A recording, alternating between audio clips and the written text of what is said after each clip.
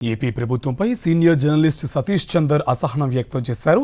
పరాభవనామ సంవత్సరంలో ఏపీ ప్రభుత్వం నుంచి తొలి పరాభవం తనకే ఎదురైందన్నారు.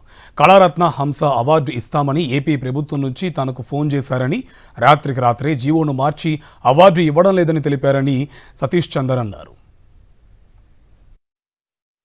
పరాభవనామ సంవత్సరంలో ఆంధ్రప్రదేశ్ ప్రభుత్వం తొలి పరాభవాన్ని నాకే ఇచ్చింది.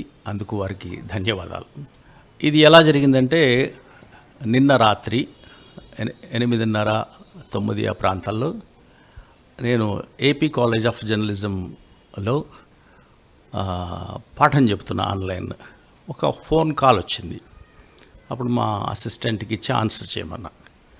సరే, నా క్లాస్ ముగిశాక మళ్ళీ అదే నెంబర్కి నేను కాల్ చేస్తే ఇలా మీరు ఉగాది సందర్భంగా ఇచ్చే అవార్డుల్లో మీరు కళారత్న హంస 2026కి ఎంపికయ్యారు సార్. 19వ తేదీ ఉదయం 8 గంటలకల్లా అంబేద్కర్ స్ఫూర్తి వనానికి మీరు వస్తే మీరు మీ ఫ్యామిలీ మెంబర్స్కి పాసెస్ అవి అరేంజ్ చేస్తాము, ఇతర ఏర్పాట్లు చేసుకుంటాం, రేపు ఇతర వివరాలు మీకు చెబుతామని ఫోన్ పెట్టారు. అప్పుడు మళ్ళీ ఇంకొక ఫోన్ కాల్ వచ్చింది. అదే కల్చరల్ డిపార్ట్మెంట్ చేస్తున్నాం సార్.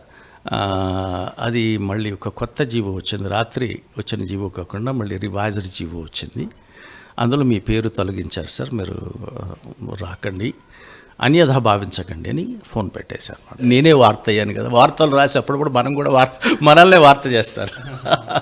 నన్ను వార్త చేశారు కాబట్టి ఇక ముందు వివరాలు తెలుస్తాయేమో తప్పనిసరిగా. అయితే నేనైతే ఇందులో ఒకటే మాత్రం, కింద వాళ్ళ చేసిన నిర్ణయం కాదు ఇది.